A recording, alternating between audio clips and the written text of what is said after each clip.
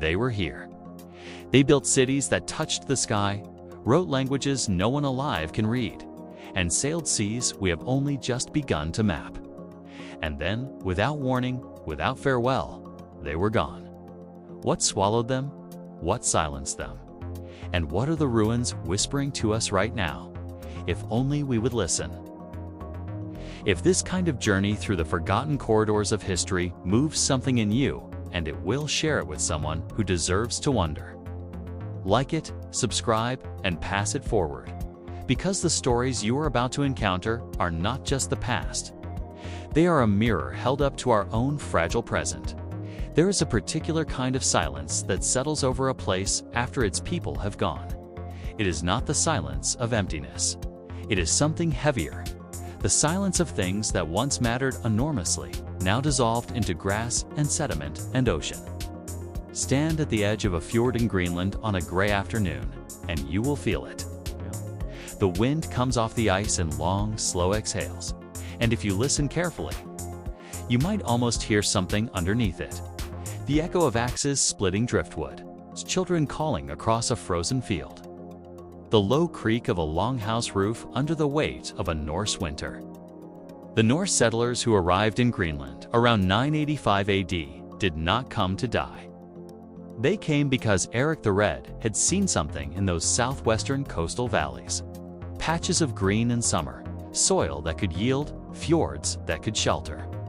They called it Greenland, perhaps as a kind of marketing, perhaps because, in the warming period of the early medieval centuries, it genuinely was green enough to graze cattle. For nearly 500 years, these Norse communities endured. They built churches of stone. They traded walrus ivory with Europe. They baptized their children and buried their dead and corresponded with Rome. They were, by any reasonable measure, a civilization. And then they vanished. The eastern settlement disappeared sometime in the mid-15th century. No massacre was recorded. No plague was documented. No dramatic final entry in any chronicle marks the moment the last Norse Greenlander drew breath. Archaeologists have found their bones in church floors, their tools still lying where they were set down, their cattle bones suggesting the herds were thinning. The climate was cooling. The medieval warm period was collapsing into what historians call the Little Ice Age, and the growing seasons were contracting year by year. The sea ice was thickening, cutting off the trade routes. The ivory market in Europe had collapsed because Portuguese traders were at least flooding the continent with elephant tusks from Africa. Everything that had made Greenland viable was retreating at once, and perhaps most haunting of all, they refused to adapt. The Inuit people, who had been living successfully in the same environment for centuries, survived precisely because they ate seal. Built differently, moved with the seasons. The Norse, clinging to their European identity, their cattle, their church, their way of being, could not or would not make that shift. They faded, one winter at a time, until the silence swallowed them whole. This is not just a Norse story. This is the story of every civilization that ever fell. It begins in the same place, a people who have built something extraordinary, who believe, as all people do, that what they have built will last. And then the world shifts. Climate, catastrophe, war, exhaustion, and the extraordinary thing crumbles. To understand how consistently this pattern repeats across human history, we have to travel not just across centuries, but across continents and beneath the surface of the sea itself. We have to go further back, much further, to a time before recorded history, to a landscape that no longer exists, to a world that the ocean ate. Imagine Northern Europe roughly 10,000 years ago. The great ice sheets of the last glacial maximum are retreating northward, and in their wake, something remarkable exists. A vast, low-lying landmass connecting what we now call Britain to the coasts of Denmark and the Netherlands. This was Doggerland, not a legend, not a theory, but a real and inhabited place. Confirmed by the fishing nets of North Sea trawlers who have pulled up mammoth bones, ancient tools, and the remnants of a drowned world from the seafloor. Doggerland was home to Mesolithic hunter-gatherers who walked its marshes and rivers, who hunted and fished and built fires and told each other stories under skies that are now deep underwater. For thousands of years, as the ice melted, the sea levels rose slowly enough that people could adapt, could move, could shift northward as their world gradually narrowed. But around 6,200 BCE, something catastrophic happened. A massive underwater landslide off the coast of Norway, known as the Storegga slide, sent a wall of water across the North Sea. The low coastal plains of Doggerland, already shrinking, were inundated in what must have been a horrifying and sudden act of geological violence. The survivors fled to higher ground. The land beneath their feet became the bottom of the sea.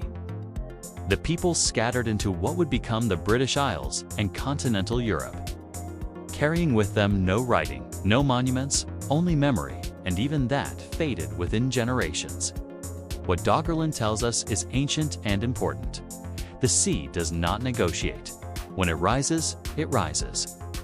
And the civilizations built on its margins have always been the most vulnerable. This vulnerability played out across the ancient world in ways that archaeologists are still piecing together. Beneath the warm, blue-green waters of Abu Qir Bay on the northern coast of Egypt, divers in recent decades have uncovered something that rewrites the history of the ancient world. The city of Thonis-Heracleion, a great port city, the main gateway into Egypt for Greek and Phoenician traders, lies scattered across the seabed. Colossal statues, stone anchors, gold jewelry, intact amphorae, an entire urban civilization preserved in silt, drowned by a combination of gradual subsidence, liquefaction of the Nile Delta sediment, and the relentless pressure of the rising Mediterranean. Nearby, the city of Canopus met a similar fate. And together, these submerged cities speak to the astonishing richness and fragility of the Nile Delta civilization in its classical period. The era of Cleopatra, of Julius Caesar, of Mark Antony, and the final blazing chapter of Egyptian independence. Cleopatra VII, the last ruler of the Ptolemaic dynasty, presided over a civilization that had endured for 3,000 years. She was not as popular imagination sometimes suggests, simply a seductress. She was a politician of rare genius, fluent in 9 languages, a student of philosophy and mathematics, the last guardian of a tradition so ancient it made Rome look like a newcomer to history. She understood that Egypt was being absorbed into a world order she could not resist alone. Her alliances with Caesar and later Antony were not romantic fantasies, they were strategic calculations. Desperate bids to keep Egyptian sovereignty alive in a world where Rome's gravitational pull was becoming irresistible. When Octavian's forces closed in on Alexandria in 30 BCE, and both Antony and Cleopatra chose death over the humiliation of a Roman triumph, something ended that had never ended before. The living tradition of the pharaohs. The ritual, the language, the cosmological understanding of Egypt as the center of the world began its long, slow extinction. Within centuries, the hieroglyphic script would be unreadable. The old gods would be renamed or forgotten. And parts of the physical city itself, including what some researchers believe may be the location of Cleopatra's palace complex, now lies beneath Abu Qir Bay, half a mile from where those divers found the remnants of Thonis-Heracleion. The sea, once again, reclaiming what humans built. But the sea is not the only force that unmakes civilizations. Sometimes the earth itself tears open and the sky turns dark for years. In the spring of 1815, on the island of Sumbawa in the Dutch East Indies, a volcano called Tambora had been rumbling for months. On April 10th, it did not merely erupt. It detonated. The explosion was heard over 2,000 kilometers away. The ash column punched 60 kilometers into the stratosphere. In a matter of hours, the surrounding ocean was carpeted with floating pumice so thick that ships could barely sail through it. Entire villages on Sumbawa were buried alive. 70,000 people died in the immediate catastrophe, and that was only the beginning. The sulfur dioxide that Tambora injected into the upper atmosphere spread around the planet in a thin, invisible veil, and it blocked sunlight with quiet, catastrophic efficiency. 1816 became known as the year without a summer. In New England, snow fell in June. In Europe, crop failures triggered famines. In China, flooding and cold disrupted harvests across entire provinces. In Ireland, a typhus epidemic followed in famine's wake. Tambora's death toll, when you count all the starvation and disease that rippled outward across the globe in the years following the eruption, may have exceeded 100,000. Some estimates go higher still. What Tambora demonstrates is something that every collapsed civilization understood in its own terrible way. Climate is not a backdrop to history. Climate is history. It shapes migration, agriculture, political stability, and the simple daily calculus of survival. When the climate shifts, civilizations that cannot adapt are broken by it. This is a truth that runs like a thread through every vanished culture in the human story. Go back much further than Tambora, to late Bronze Age, roughly 1200 BCE, and you find history's most dramatic and still contested mass civilizational collapse. Within a period of roughly 50 years, almost every major Bronze Age civilization in the Eastern Mediterranean disintegrated. The Mycenaean Greeks, builders of Tiryns and Mycenae. The warriors of Homer's epics abandoned their great palace complexes, and their sophisticated writing system, Linear B, disappeared so completely that it would not be deciphered until the 20th century. The Hittite Empire, which had contested supremacy with Egypt for centuries, shattered almost overnight. Ugarit, one of the greatest port cities of the ancient world, was burned and never rebuilt.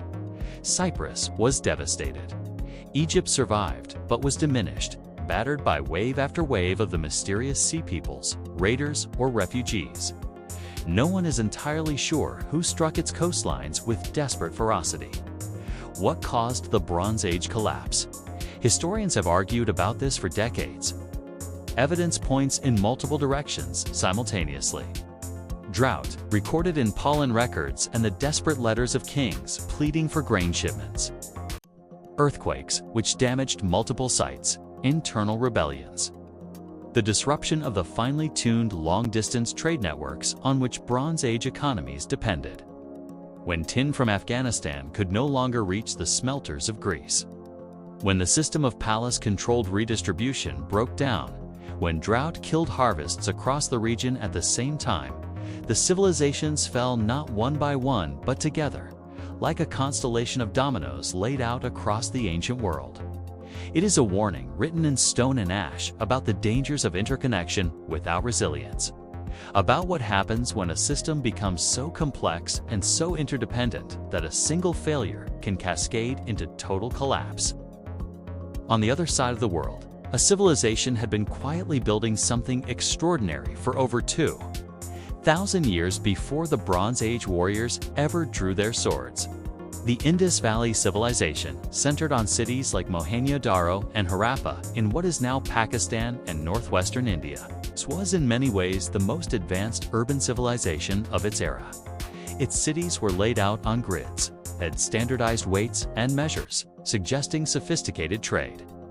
Their drainage systems and public baths reflect a level of civic engineering that Rome would not match for another 2,000 years. They had a writing system, and here is where the mystery deepens, that has never been deciphered. We have thousands of their inscriptions on seals and pottery, and we cannot read a single word. The Indus Valley Civilization did not end in fire and conquest. It faded. Around 1900 BCE, the great cities began to empty. The standardization of goods broke down. Trade networks contracted. People drifted eastward and southward into smaller settlements. The archaeological evidence points to a long drought, a drying of the Gagger-Hacker river system that the civilization depended on, and perhaps a shift in monsoon patterns. A civilization of 1 million people or more quietly dissolved into the landscape over the course of a few centuries, leaving behind their enigmatic seals and silent, empty streets for us to wonder at 4,000 years later. Across the Atlantic, a civilization was building its own magnificent cities during Europe's early medieval centuries. A civilization so large and so sophisticated that it still catches historians and archaeologists off guard when they encounter its full scale. The city of Cahokia, located near what is now St. Louis, Missouri, was at its peak around 1100 CE, home to perhaps 20,000 people, making it larger than London at the same time. Its Great Monk's Mound, a flat-topped earthen pyramid still standing today, is larger at its base than the Great Pyramid of Giza. The people of Cahokia built plazas, wooden palisades, solar observatories made of timber poles called woodhenge, and a system of mounds across the Mississippi Valley that stretched for hundreds of miles. And then, over the course of the 12th and 13th centuries, Cahokia declined and was abandoned. Climate data from tree rings tells part of the story. Extended droughts followed by catastrophic floods disrupted the agriculture. That fed the city. There may have been internal political fracturing. There may have been the exhaustion of the surrounding forest that provided timber and fuel.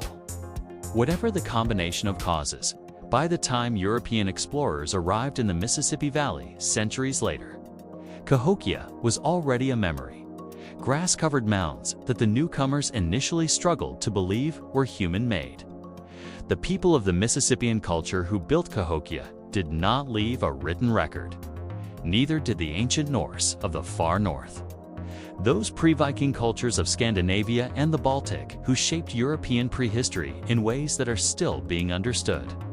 These forgotten Nordic cultures, the people who built the megalithic passage tombs, who carved petroglyphs into Norwegian rock faces, who developed the amber trade routes that connected the Baltic to the Mediterranean, were among the earliest architects of the European world. They vanished not in a single catastrophe, but through the slow churning of migration, cultural absorption, and climatic pressure, leaving behind their stone monuments as riddles for later peoples to puzzle over. Migration has always been civilization's response to collapse. When the land fails, when the empire breaks, when the enemy comes, people move.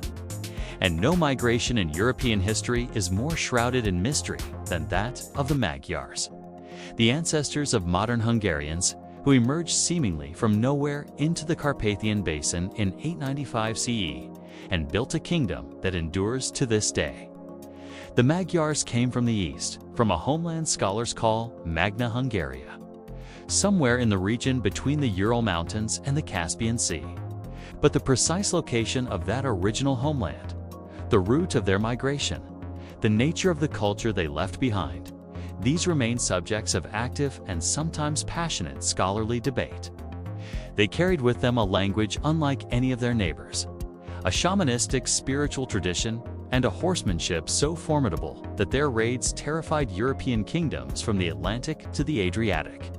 What drove them westward was the relentless pressure of other steppe peoples, the Pechenegs and others, displacing them in a chain reaction of migration that ultimately reshaped the map of medieval Europe.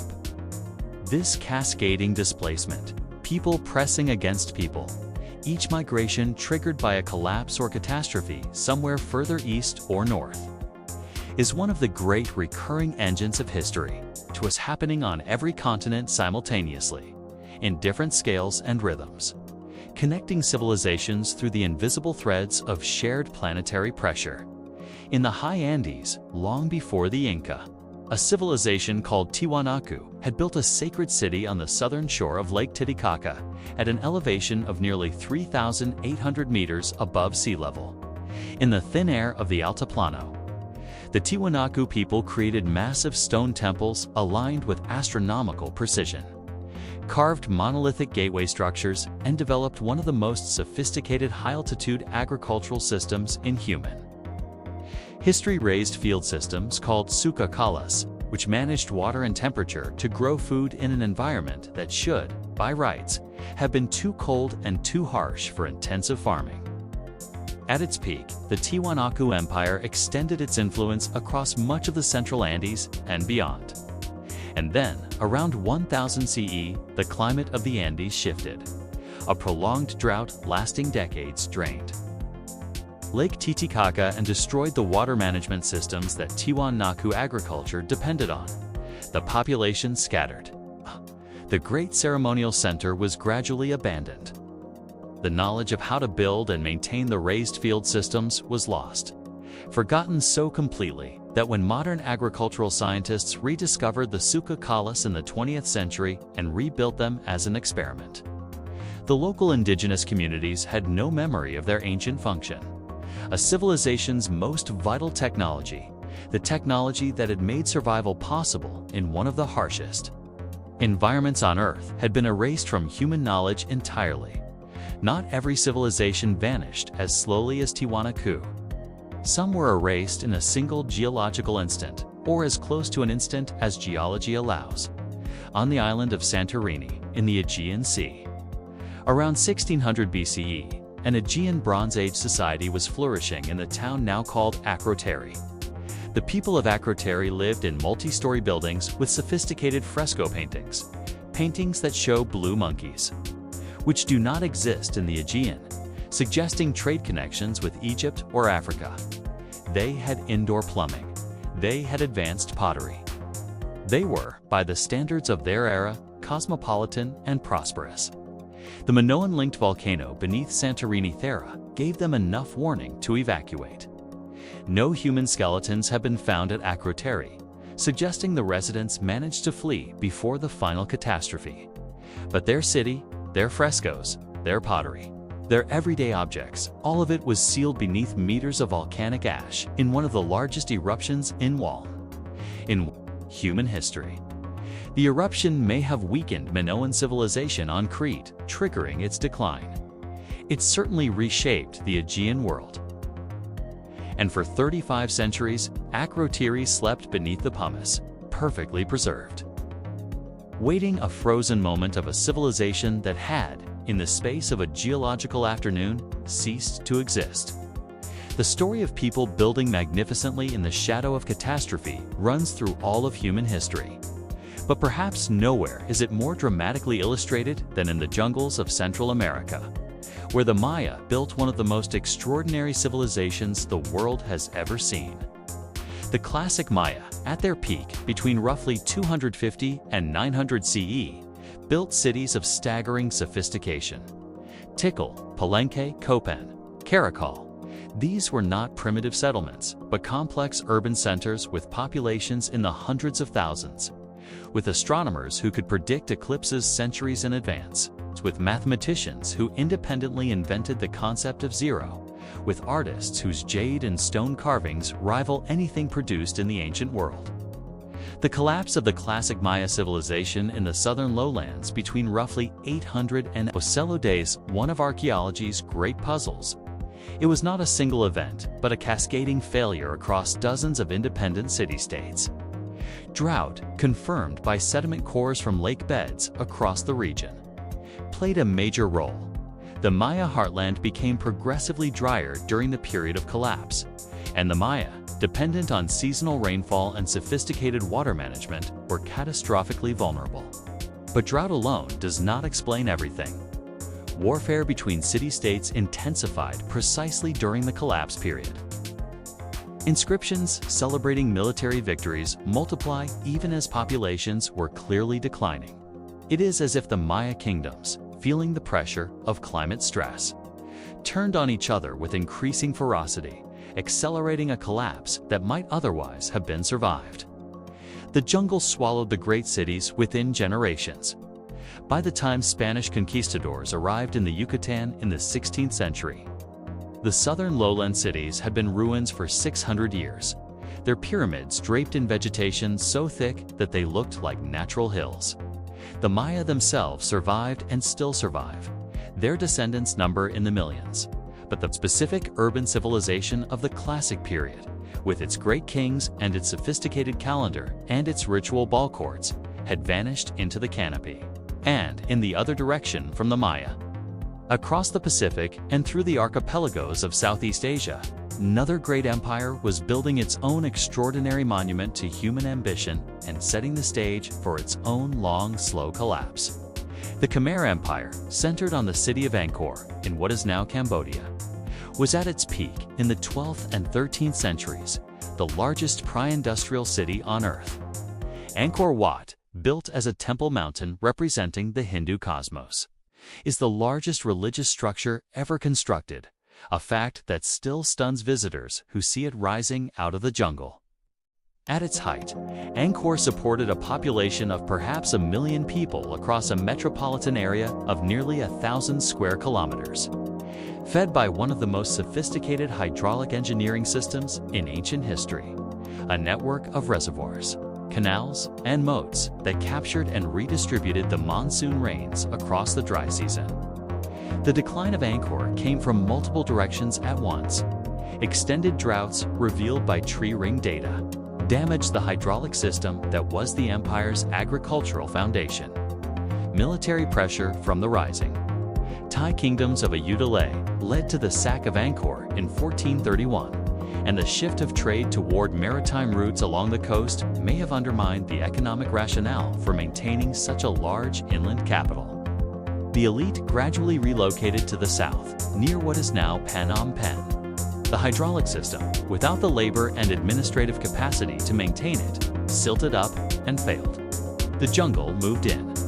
For centuries, Angkor Wat was tended by Buddhist monks who kept its immediate precincts clear. But the vast urban hinterland around it was consumed by forests so completely that 19th-century French explorers, stumbling upon the temple complex, initially refused to believe that the Cambodians of their time could be descended from its builders. The human instinct, when confronted with ruins of this scale, is disbelief.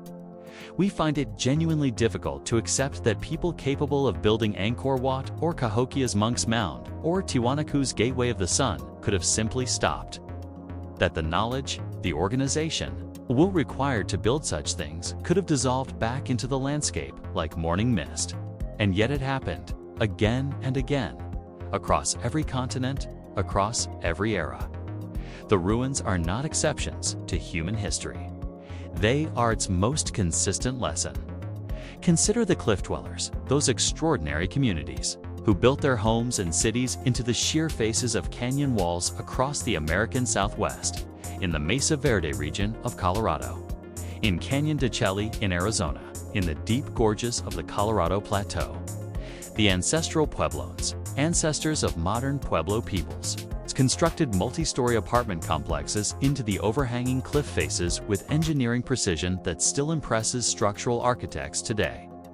Cliff Palace at Mesa Verde contains over 150 rooms and 23 kivas, ceremonial chambers carved and built into a single alcove in the canyon wall. The location, while extraordinarily dramatic, was also extraordinarily defensive, suggesting a world in which security had become a pressing concern. By 1300 CE, these cliff dwellings were empty. A great drought, confirmed across the region by tree ring analysis, had been grinding on for decades. The agricultural systems that had supported dense populations in the canyon country were failing. Violence between communities was increasing. Skeletal evidence of warfare becomes more common in this period.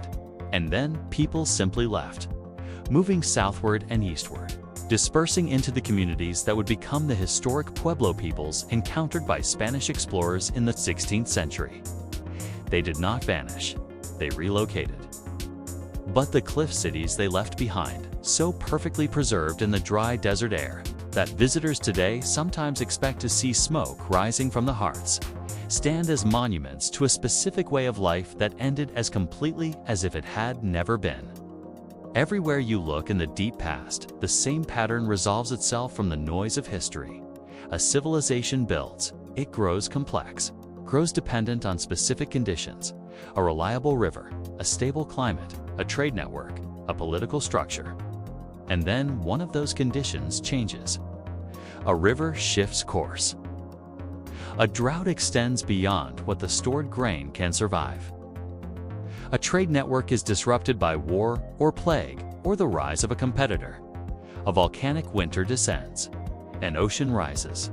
And civilizations that cannot adapt, that cling to what worked before, even as the world makes clear that it will not work again, fracture and fade. The Norse of Greenland could not give up their cattle. The classic Maya city-states could not stop fighting each other long enough to address the drought.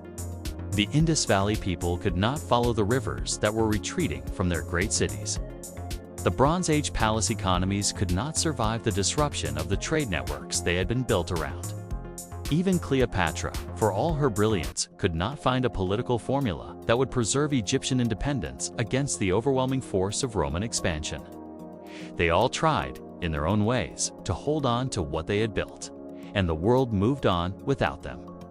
What does this relentless repetition mean for us, the inheritors of all these ruins, the descendants of survivors, the people who have built our own extraordinarily complex global civilization on the assumption that it will last? The archaeologists who dig through the layers of Mohenjo-Daro, who pull Bronze Age tools from the North Sea floor, who map the underwater grid of Thonis-Heracleion with their sonar equipment. They are not just satisfying academic curiosity. They are reading a warning written in sediment and stone and submerged masonry. Every civilization that has ever fallen believed, while it was flourishing, that its fall was unthinkable. The Mycenaean palace administrators recording their grain inventories in linear. B had no idea they were writing the final entries in a script that would be lost for 3,000 years. The engineers who maintained Angkor's reservoirs did not know they were among the last generations who would understand the system they were tending. The silence of empires is not the silence of irrelevance. It is the loudest thing in human history if we choose to hear it.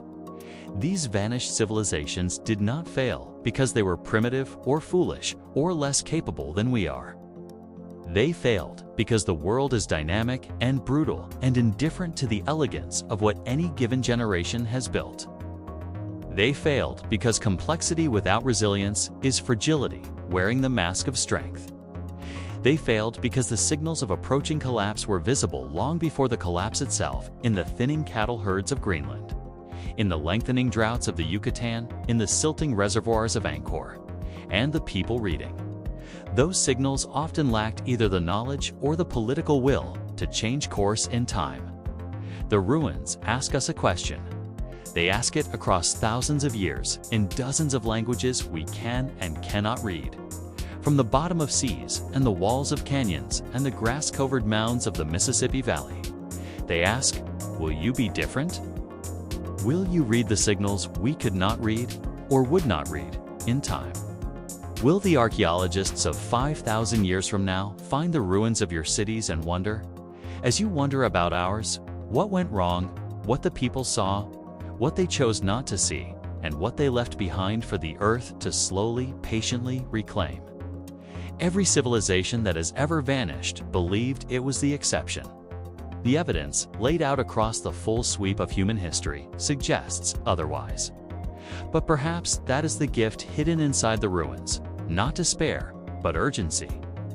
The knowledge that what we have built is precious and mortal, and worth the effort of understanding how it might survive. The knowledge that the patterns of collapse are not inevitable decrees, but warnings. And warnings, unlike epitaphs, can still be answered. The earth is full of silences that were once full of life. What we do with what they tell us is the only question that has ever really mattered. If this journey through the forgotten worlds moved you, please share it with someone who should know these stories.